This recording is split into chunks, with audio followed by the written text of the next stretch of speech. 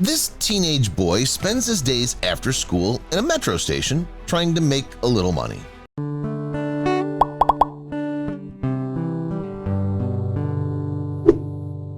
In Venezuela, a large majority of the population not only struggles to make ends meet but lives in dire poverty. In this country, under economic collapse for years, it's not unheard of for parents to feel forced to abandon their children at orphanages because they can't afford to feed them.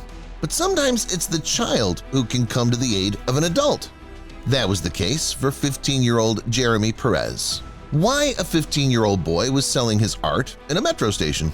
After school every day, Jeremy would rush to the metro station and set himself up on the steps to sell his drawings. Sometimes people bought his 2-cent drawings without even giving it a second thought before jumping on a metro train. More often than not, they simply passed him by. Jeremy managed to sell an average of 5 to 12 paintings a day, earning him 24 cents at best. But one day, someone stopped to ask him, "Why do you do it?" The stranger passed Jeremy setting out his drawings in the same place on the metro stairs every day. Curiosity got the better of him, along with a sneaking suspicion that the boy wasn't just trying to earn some pocket money. After all, he was there day after day, rain or shine.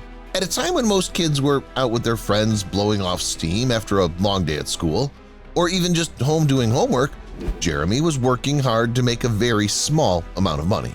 The man wasn't sure why Jeremy was there, but he never could have guessed the boy's response. Jeremy's mother had fallen from a 4-story high structure.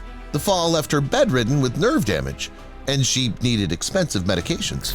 She was no longer able to provide for her 2 boys. So Jeremy did the only thing he knew how to do. Every afternoon, after school, he gathered his drawings and meager art supplies and headed to the metro station.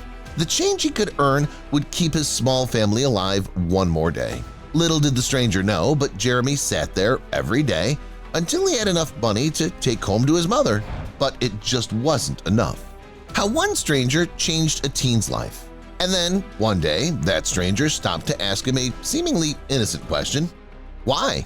Jeremy's story so touched the man that he decided to help. He reached out to his friends on Facebook to gather some money and art supplies for the boy. But he also had connections at magazine Exclusiva. Maybe they would buy Jeremy's drawings and publish them in the magazine. They agreed. Suddenly, Jeremy's story, his personal struggle and hardship, was heard and seen by a larger community. The boy who had been invisible to so many metro passengers suddenly had a platform to share his story. Jeremy's story and his art spoke to the magazine's readers. Thousands of people reached out to help. Jeremy's aunt helped him set up a legal and transparent way to receive donations. His mother got the treatment she needed for her injury, and the family was able to meet their basic needs.